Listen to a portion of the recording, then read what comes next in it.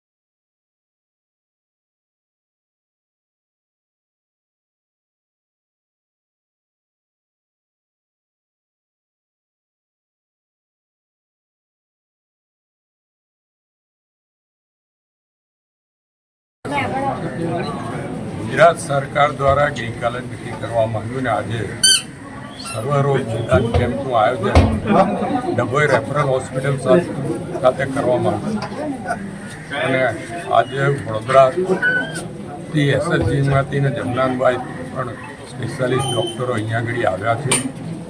તમામ રોગનું નિદાન સારી રીતે થાય ને એનો લાભ ડભોઈ નગર અને તાલુકાની જનતાને મળે એ માટેનો આશય રહેલો છે અને આપ જોઈ શકો છો કે મોટી સંખ્યામાં દર્દીઓ આગળ આવ્યા છે।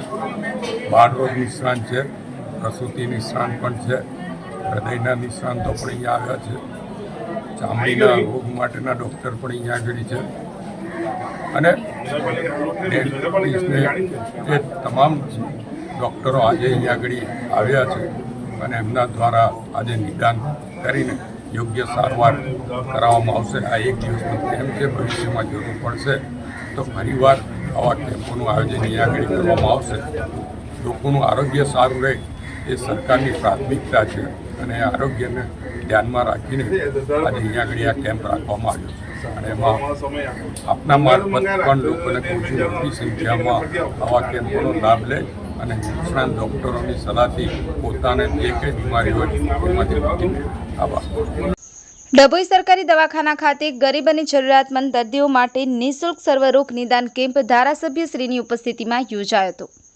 વડોદરા એસઓજી હોસ્પિટલ અને ડભોઈ સરકારી દવાખાના સંયુક્ત ઉપક્રમે માટે ગરીબ અને જરૂરિયાતમંદ માટે સર્વરોગ નિદાન તથા સારવાર અને વિનામૂલ્યે દવાની કેમ્પ યોજાયો હતો। આ કેમ્પમાં ખાસ પધારેલા ડભોઈ વિધાનસભા મત વિસ્તારના લોકલાડીલા ધારાસભ્ય શ્રી શૈલેષભાઈ મહેતા દ્વારા દીપ પ્રાગટ્ય કરી કેમ્પને ખુલ્લો મૂકવામાં આવ્યો।